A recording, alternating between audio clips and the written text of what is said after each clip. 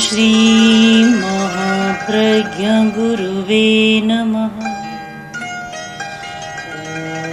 ओम श्री महाप्रज्ञ गुरुवे नमः।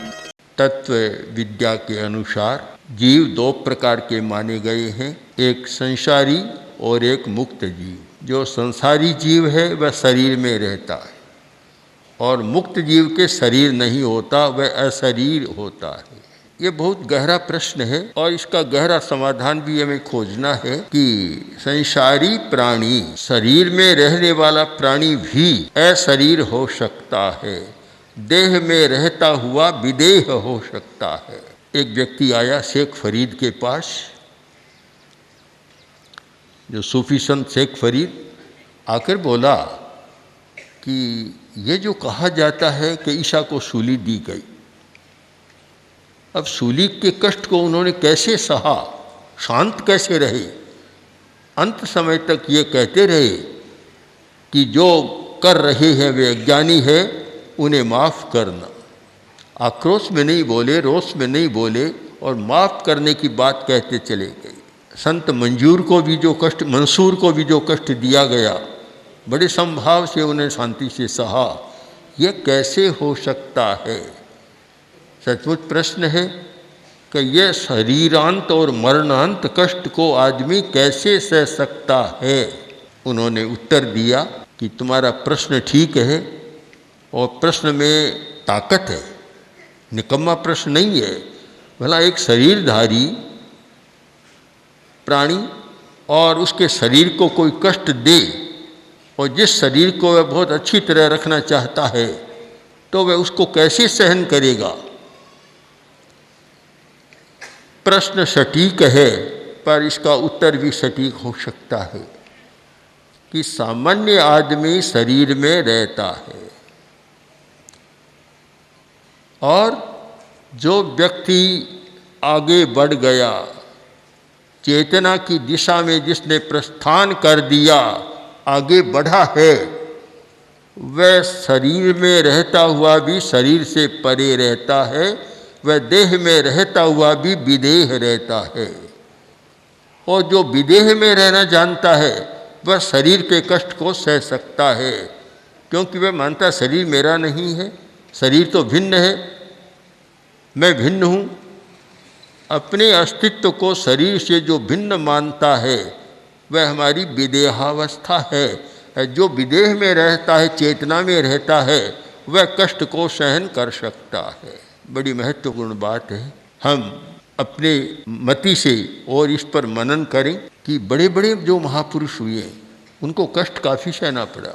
जयाचार्य ने लिखा, नहीं ऐसो दूसरो महावीर।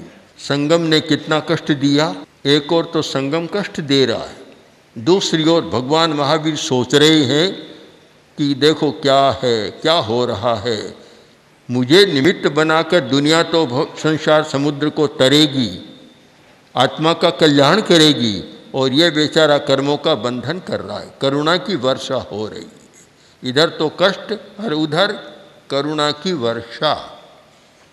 अब दोनों में मेल कहाँ है? उस पर तो गुस्सा आना चाहिए, आक्रोश होना चाहिए और प्रतिकार करने की बात आनी चाहिए, पर कुछ भी नहीं। कष्ट देने वाले पर भी करुणा की वर्षा। यह शायद महापुरुषों का इतिहास ऐसा है कि अनेक बड़े बड़े जो हुए हैं काफ़ी कष्ट सहा है। महाराष्ट्र में बहुत सारे संतों के आख्यान प्रचलित हैं, चाहे ज्ञानेश्वर, चाहे एकनाथ, चाहे नामदेव, सबको सामना करना पड़ा है। और तुकाराम को भी कैसी स्थिति करनी पड़ी है। अगर विदेह में न हो तो गुस्सा आना, मारपीट करना, कलह करना, प्रतिक्रिया करना बहुत स्वाभाविक बात है, किंतु जो विदेह में रहना जानता है वह ऐसा व्यवहार नहीं करता। तुकाराम की, संत तुकाराम की पत्नी परेशान हो गई कि ये तो केवल भक्ति में रहते हैं, काम धंधा करते नहीं, घर कैसे चले। एक दिन बोली कि देखो आज खाने में के लिए कुछ नहीं है, सब साफ है, चूल्हा, न कोई भंडार है न कुछ और है, कुछ भी खाने को नहीं है, तो कम से कम जाओ, खेत में जाओ, ये खड़े हैं 5-10 ईख ले आओ तो चूस कर समय काट देंगे आज का। तुकाराम गए और एक गट्ठर ईख का बांध कर आने लगे तो वे शरीर में कम ही रहते थे। रास्ते में कोई मिला, बच्चा मिला और क्या मुझे दो, एक गन्ना दे दिया, और कोई दूसरा आया उसको दे दिया, देते गए।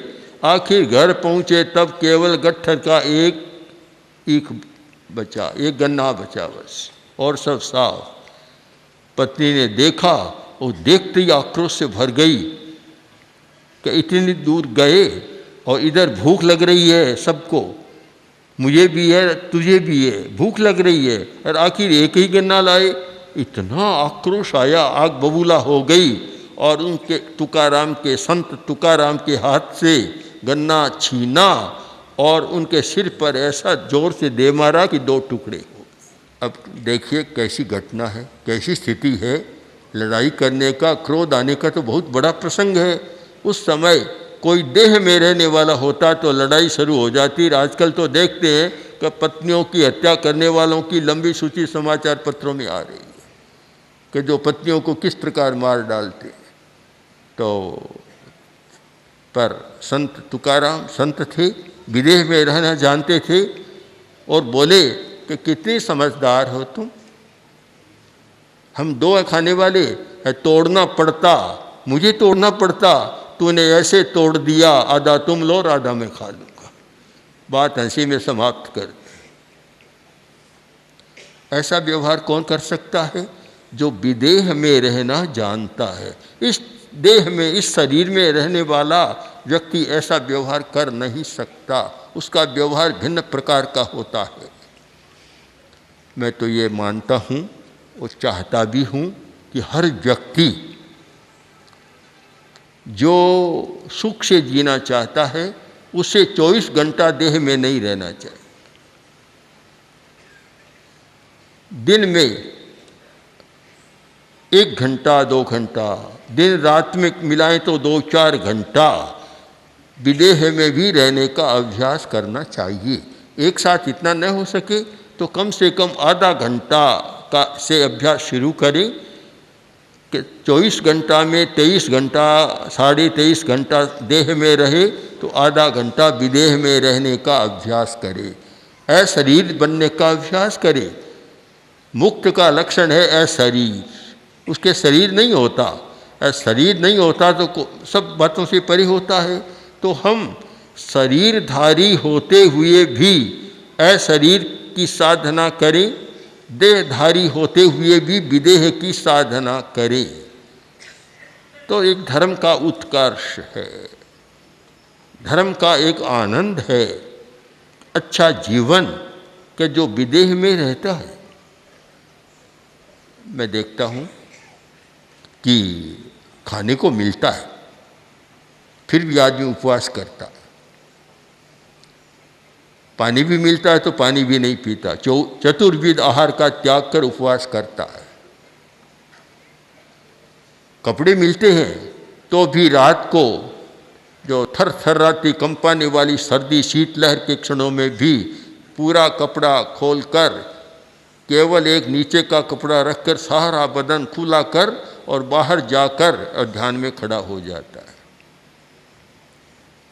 बेचारा शरीर सोचता होगा कि मालिक अच्छा नहीं मिला, मुझे कष्ट दे रहा है, अच्छा नहीं है, पर ऐसा करते हैं। दवा मिलती है पर ऐसा संकल्प कर लिया कि मैं चिकित्सा नहीं कराऊंगा, बिल्कुल अचिकित्सा रहूँगा। ये मैं जो कह रहा हूँ सारे प्रसंग है, ऐसा हुआ है, कोई कल्पना नहीं है। बिना कल्पना के सारी बातें हैं कि ऐसा करते हैं। आजकल तो कहते हैं थोड़ा मच्छर काटा और मलेरिया हो जाता है। महावीर को कभी मलेरिया हुआ या नहीं हुआ? क्योंकि उन्होंने जब संथाल प्रदेश, जो एक आदिवासियों का या वनवासियों का प्रदेश, जंगली प्रदेश, जहाँ बहुत मच्छर, बहुत खूंखार कुत्ते और बड़ा भयंकर स्थान था, वहाँ अकेले महावीर ने विहार किया। पास में कुछ भी नहीं, कपड़ा भी नहीं, अचेल थे, कपड़ा नहीं था।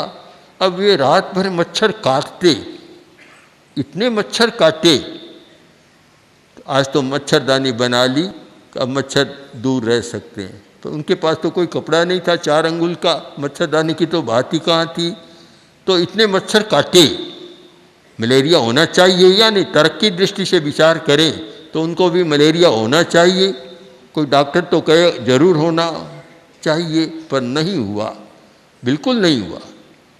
क्यों नहीं हुआ? कि वे इस देह से परे विदेह में रहना जानते थे। जो व्यक्ति देह से परे जाना जा सकता है, उसे ये सारी बातें, सारे नियम, जो शरीरधारी के नियम और शरीर में रहने वाले के नियम, वे सब नियम बदल जाते हैं। नियम अलग अलग होता है। शरीर में रहने के नियम अलग हैं और जो शरीर से परे रहता है उसके नियम अलग हैं। सारे नियम बदल जाते हैं। मुनि को सांप काट गया और चरवाहे बहुत थे, पेड़ों पर चढ़े देख रहे थे, भयंकर सांप ने काटा है। उन्होंने सोचा बस अब गिरने वाला है, फिर तो गिरा ही नहीं, वैसे के वैसे खड़े रहे। सांप दूर चला गया। तब वे 5-10 लड़के जो भेड़ों को, गायों को, बकरियों को चराने वाले चरवाहे थे, इकट्ठे होकर आए। फिर जो बहुत पेड़ पर चढ़े हुए थे सांप के डर से, आकर बोले कि महाराज यहाँ एक सांप आया था। कि भाई आ गया होगा, आपको पता है? कि नहीं मुझे पता नहीं। आपको भी काटा था? कि काट लिया होगा, मुझे पता नहीं। ये कैसे हो सकता है कि सांप काटा और आपको पता नहीं? कि आपके शरीर में जहर नहीं चढ़ा? कि नहीं बिल्कुल नहीं चढ़ा, आप गिरे ही नहीं। हमने सोचा आप मर जाओगे, मरे ही नहीं, गिरे ही नहीं। कैसे हुआ ये? बोले कि तुम जो कह रहे हो उस समय मैं यहाँ था ही नहीं, मुझे कैसे पता लगे? मैं यहाँ नहीं था। तो कहाँ चले गए? मैं अपने घर में चला गया था। घर कहाँ है तुम्हारा? घर तो मेरे भीतर ही है। मैं अपने घर में चला गया था, यानी मैं विदेह में चला गया था। ये देह तो एक पड़ी थी, यहाँ खड़ी हुई थी, पर मैं उसमें नहीं था, मैं दूसरे में था। फिर वहाँ मुनि ने एक संबोध दिया है जिसका उल्लेख निरुक्तिकार ने बहुत सुंदर ढंग से, या प्राचीन आचार्यों ने बहुत सुंदर ढंग से किया है कि जो व्यक्ति विदेह में रहता है उसे न तो जहर चढ़ता, न और कुछ होता, न कोई कष्ट होता, कुछ भी नहीं होता, क्योंकि वह शरीर में है नहीं। जब हमारी चेतना कहीं दूसरा काम कर रही है तो जड़ शरीर में तो कोई जहर चढ़ता नहीं है। जहर और अमृत हम स्वीकार करते हैं तब वह अपना काम करते हैं। अगर हम स्वीकार ही न करें तो वह कोई काम नहीं करेगा। दुनिया में समस्याएं बहुत हैं, कष्ट बहुत हैं, उलझने भी बहुत हैं, सब कुछ है, पर आदमी भोग रहा है। और इसलिए भोग रहा है कि वह 24 घंटा शरीर में ही रहना जानता है, उससे बाहर रहना नहीं जानता। अगर बाहर रहना जाने तो फिर परिवर्तन आ सकता है। काशी नरेश बीमारी हो गई, कोई ऑपरेशन होना था, तो उन्होंने कहा कि ऑपरेशन कर दो। डॉक्टर ने कहा एनेस्थेसिया का प्रयोग करना होगा, जो मूर्छा की दवा देकर एनेस्थेसिया और अचेत करना होगा। उन्होंने कहा कोई ज़रूरत नहीं, कोई ज़रूरत नहीं, मुझे गीता दे दो और मैं गीता में इतना लीन हो जाऊं पढ़ते पढ़ते, तब मैं संकेत करूंगा तुम ऑपरेशन कर देना। समय बता दिया कि इतने देर बाद मैं जब पूरी लीनता में चला जाऊं तुम ऑपरेशन कर सकते हो। बैठे बैठे ऑपरेशन करा लिया। हमारे श्रावक चानमल जी वैद्य राजलेश्वर वालों ने ऐसा ही किया। अदीठ का भयंकर फोड़ा और डॉक्टर ने कहा कि एनेस्थेसिया का प्रयोग करना पड़ेगा। उन्होंने कहा कोई आवश्यकता नहीं है, मैं ध्यान में बैठ जाता हूँ और 10 मिनट बाद तुम अपना काम कर लेना। 10 मिनट बाद ऑपरेशन अदीठ का इतना भयंकर होता है, पीठ का फोड़ा बहुत भयंकर होता है। ऑपरेशन कर दिया न काशी नरेश को पता चला कि क्या हुआ, और न शायद चांदमल जी को पता चला कि क्या हुआ। कारण ध्यान में चले गए, और ध्यान में चले गए इसका दूसरा मतलब है विदेह में चले गए, देह से परे विदेह में चले गए। जब आदमी विदेह में चला जाता है हमारे कष्ट कम हो जाते हैं। आदमी कष्ट इसलिए भोगता है कि वह देह में रहना जानता है। देह कोई देखता रहता है, क्या मुझे तो पता नहीं, सब लोग सुबह सुबह दर्पण देखते हैं क्या? सभी क्या या कोई कोई देखता है? सुना है कि बहुत लोग देखते हैं, शीशा सामने रखते हैं, अपने आप को देखते हैं, अपने चेहरे को देखते हैं, शरीर को देखते हैं। उससे शायद और तो क्या होगा, अपने चेहरे की पहचान हो जाती होगी। पर एक ऐसे दर्पण की ज़रूरत है जिसमें शरीर न दिखे, शरीर के भीतर वाली चीज़ दिख जाए। जो शरीर के भीतर है वह हमारे सामने आ जाए, वह है हमारी चेतना। चेतना हमारे सामने आ जाए, एक ऐसे दर्पण की ज़रूरत है। आदमी अपना मुंह देख सके, ये मुंह चमड़ी वाला मुंह नहीं, अपने आप को देख सके, अपने शरीर वाला दर्शन नहीं, अपने भीतर जो चेतना है उसको देख सके, उसको पकड़ सके, वह तभी संभव है हम विदेह अवस्था में चले जाए। एक आदमी गया नाई की दुकान पर, जाकर बोला कि क्या करते हो, हजामत करते हो? कहा हाँ। इधर उधर देखा और फिर बोला कि तुम क्या कुशल हो हजामत करने में? बोला मैं तो बहुत कुशल हूँ, मेरा धंधा है, बहुत कुशल हूँ, मैंने बड़े बड़े लोगों की हजामत की है। अच्छा भाई, बड़े बड़ों की तो की है, बताओ कभी गधे की हजामत की या नहीं? बोला सर आज तक तो नहीं की, अब आप आइए बैठिए, कोशिश करूँगा। अब क्या हुआ, सुनना ही पड़ा। क्यों? वाणी का विवेक नहीं है, तो स्वयं की बात को स्वयं पर ही सुनना पड़ता है।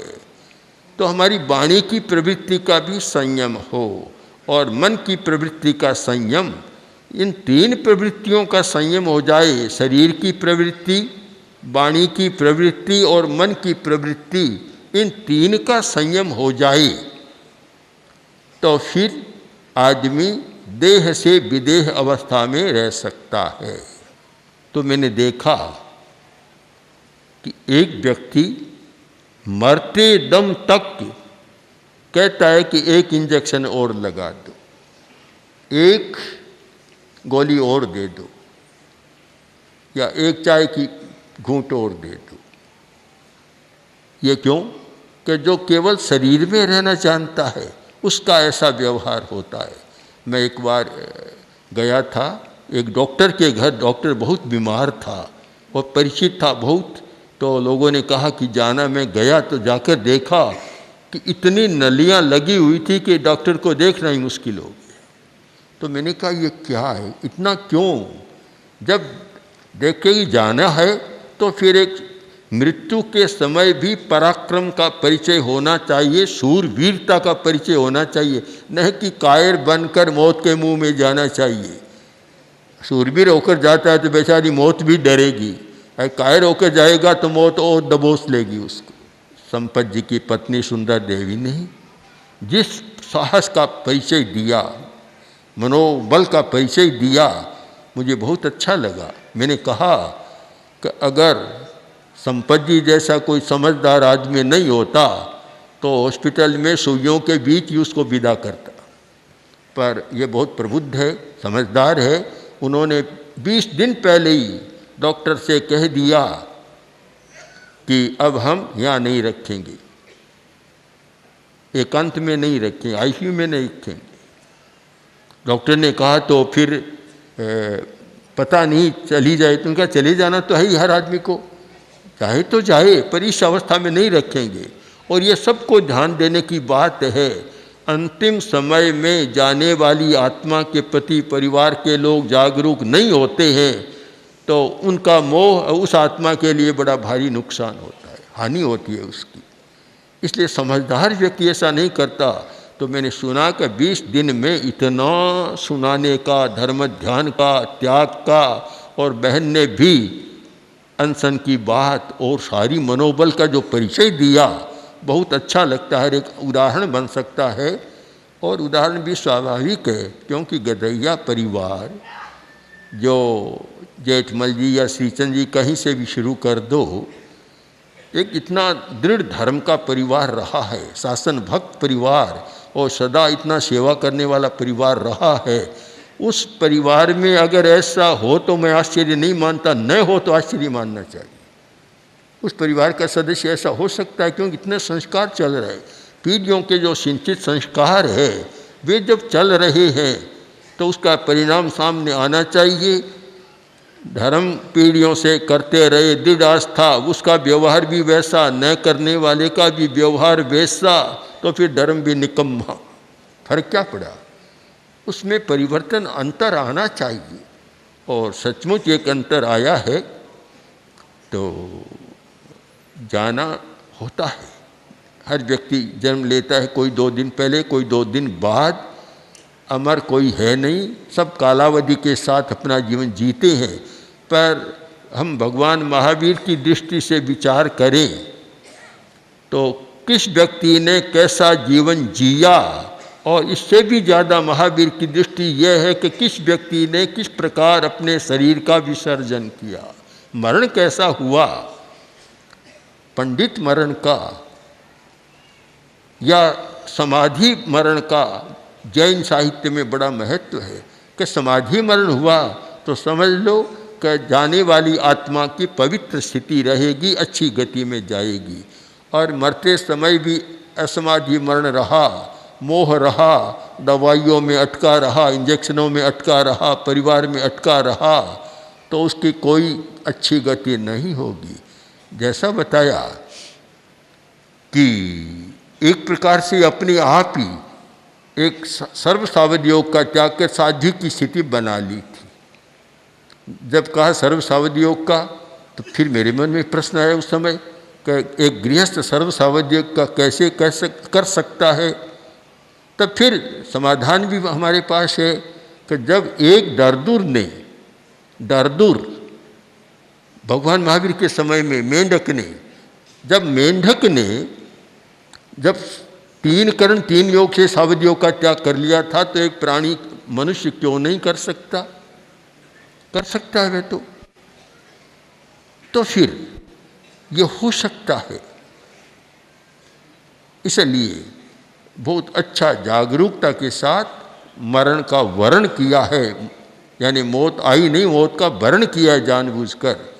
तो इस प्रकार का मरण सचमुच दूसरों के लिए प्रेरणादायी एक उदाहरण बन सकता है। अब परिवार के लोग हैं, मोह भी होता है, इतने वर्षों का संबंध होता है, पर समझदार है, वे समझदारी के साथ इसको झेल लेते हैं, आर्त ध्यान नहीं करते, और उसको भी धर्म ध्यान में अनित्य अनुप्रेक्षा, संयोग वियोग के संबंधों को जानकर उसमें बदल देते हैं। तो मैं मानता हूँ कि ये जो पूरा विवरण सुना तो ऐसा लगा कि जैन आदर्शों का, जैन संस्कृति का मरण के समय भी पूरा अनुसरण किया गया है, और ये दूसरों के लिए भी प्रेरक बन सकता है। ओम आचार्य महाप्रज्ञ 20वीं 21वीं सदी के अतुलनीय दार्शनिक, अद्वितीय विचारक, विलक्षण साहित्यकार, अद्भुत प्रवचनकार तथा जन उद्धारक थे। उनके सृजनशील चिंतन कल्याणी वाणी ने प्रत्येक व्यक्ति के हृदय में एक स्थान बनाया।